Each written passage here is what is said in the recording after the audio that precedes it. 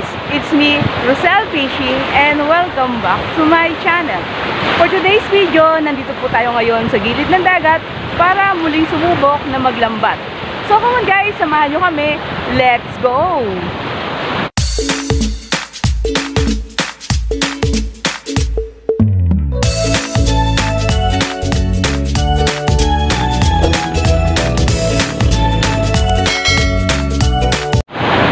So yan mga idol, papunta na ngayon tayo dito sa ating spot, dito sa gilid.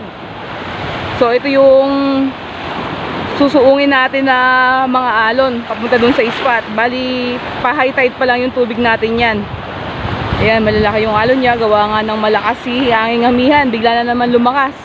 Kanina kumalma na siya, ngayon ang lakas-lakas niya. So yan mga idol, ang lalaki nung alon na umaampas sa akin. So nabasa na ako hanggang baywang. Gawa nga nung malalaking alon, pero low tide pa siya. So hindi tayo masyadong magpapagabi dito dahil nga kuha lang tayo ng pangulam at palaki tong tubig. Yan, mamaya lang ng konti niyan, hindi ko na makapakita sa inyo itong mga alon na to dahil hindi na siya mahagip ng ating camera.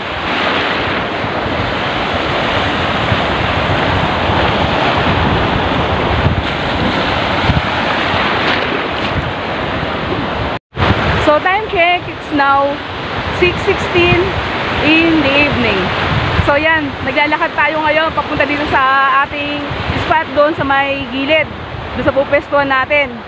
Si Oshino ko ay nauna na sa aking maglakad. So yan kasi iapya niya yung lambat na dala natin. So tingnan natin kung magkakaroon tayo ng pangulam para sa gabi na to. Ayan, medyo malapit ng magdilim. Okay, sige, ingat ka. Hindi na kasama? Sige, dito na lang ako maiwan sa tabi.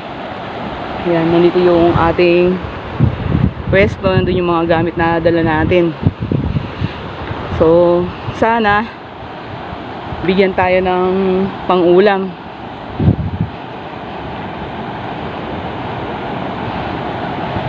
Yan, bali yung area na yan mga idol ay buwanginan. So meron dito mga ilan-ilan na bato pero madalang lang siya. Hindi pares nung sa kabilang spot na pinupuntahan natin na talagang puro batuan talaga.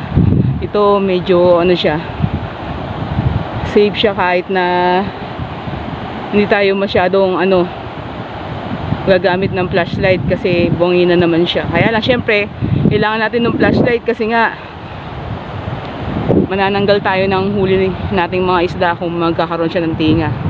Tayo sa pwesto natin at ayan yung mga gamit namin. Ito pandala ko. So iniwan na ni Oshino yung isang panyong lambat natin o yung banata, isang banata. Ayan, kasi nga saglit lang tayo at saka malakas si hangamian para agad niyang makuha yung lambat just in case na talagang hindi nakakayanin. Kaya dalawang panyo lang yung dala niya na yun na inarya. Ayan mga idol, ito na si Oshino. So, tapos na niyang inaayos yung ating lambat. At yan, meron na siyang tinanggal ko na. Ayan, tinanggal niya na yung mga huli natin. Oh, sigurado ng pangiyaw. Ayan, nakakakarya niya pala ng lambat. Saktong inaayos niya. Kaya nadaanan niya yung kawan natin. Nalagyan mo? Ay, yung kawan yung huli. Diyan yata. Doon tayo pumisto na. Saan?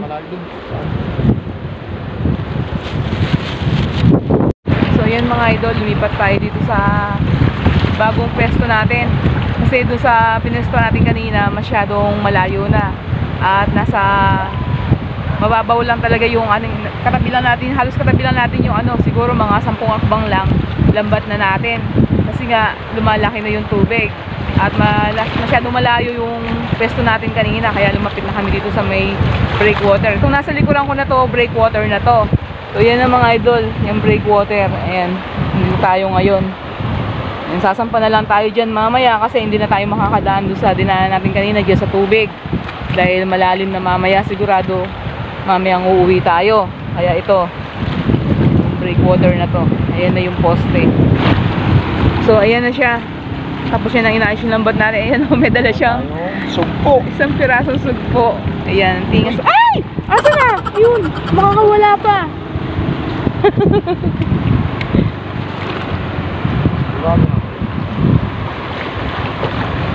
Yan, o, di ba? Ito pa lang mga idol, yung ulam natin na yan, yung tinanggal niya kanina, sigurado na natin pang ulam yan. Kasi dalawa lang kami sa bahay, kasyang-kasya na namin yan. Mukhang nililigaw niya na yung ating lambat. So, hindi ko alam, baka uuwi na rin tayo dahil talagang lumakas si anging amihan. Ayan, malaki na yung tubig at tayo yung tatalsikan na ng alon dito. Ayan na siya mga idol, malapit na siya dito sa atin. Ayan lang yung lambat natin. Ayan na siya.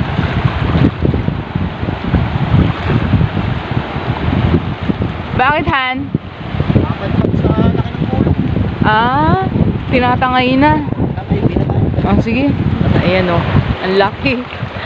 Ang laki na nasa may niya. Ang laki ng tingin. Nakakatuwa lang mga idol, ang lalaki ng mga aligasin natin.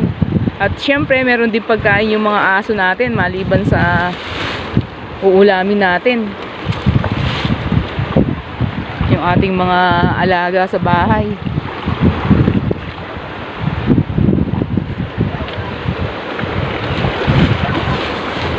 Ng gulo. Ang laki na nga. Nakatangay pag gilid yung mga naman. Okay na, at least binigyan tayo ng pang-ulam. Ay, yung anuhan. Baka mabasag yung ating mantika. Ayan, kanina namili na rin kami ng mantika abang papunta kami dito para isang lakaran na lang. Ayan, nakatamad na kasing lumabas ng bahay mga idol kahit malapit sa amin yung yung tindahan. Ayan, ito yung akit. Doon tayo nang galing, akit tayo dito. Ayan, breakwater na to. Minom ka muna. So, uwi na tayo. Bababa tayo dun sa may dulo ng breakwater. Hindi na tayo magbibideo kasi malalaki yung alon.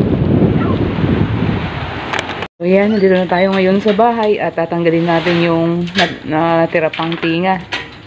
Yung naging huling tinga niya. Ayan. Ito yung kanina na tinanggal doon ni Oshino sa dagat. Ayan. Pakupa tayo ng sugpo. Sugpo uli na tinga yung lambat natin. So, nalagdagan yung isa kanina.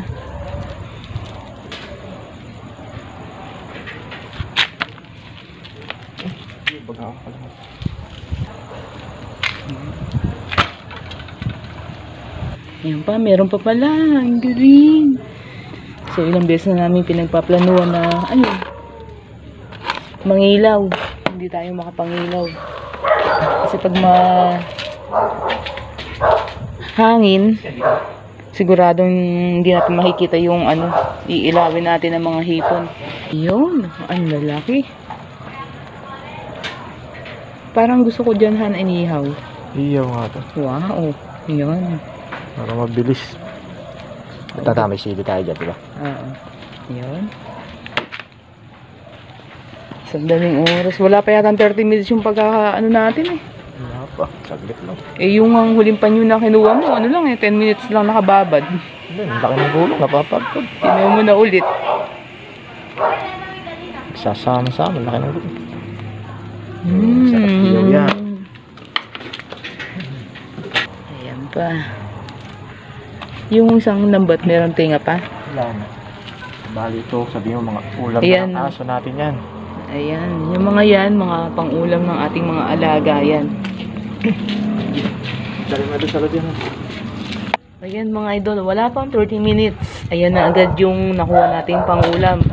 Kung medyo nagtagal sana tayo, ay siguradong madami ang uhulihin natin. Kaso nga talagang malakas ang hangin, kaya napapadpad yung ating lambat o tinatangay. So, hindi na tayo nagtagal. Pangalawa ay talagang malamig po talaga doon sa dagat.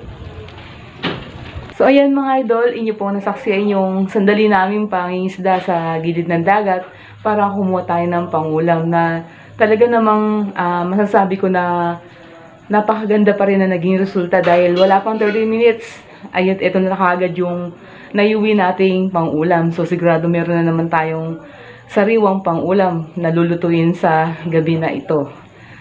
Ganito lamang po ka simple yung buhay namin dito sa aming lugar, sipagan lang po natin. Ayan, kahit nga sa kabila ng malamig talaga yung panahon ay bumaba tayo ng dagat para makalibre tayo ng ating pangulam. Sinasamantala natin yan at ginagawa natin hanggat hindi po tayo nakakalaot pa. So malaking bagay po kasi, malaking menos kapag nakakalibre tayo ng pangulam dahil hanggang ngayon ay hindi pa rin tayo nakakapaghanap buhay sa laot. So kung nagustuhan mo po ang aming video, maaari lamang pong pakipindot ang subscribe button sa ibaba nitong ating video at huwag kalimutang i-click ang notification bell para ma-update ka sa mga bagong videos na aming ina-upload. So, bye for now. Thanks for watching and see you to our next video. Thank you. Bye!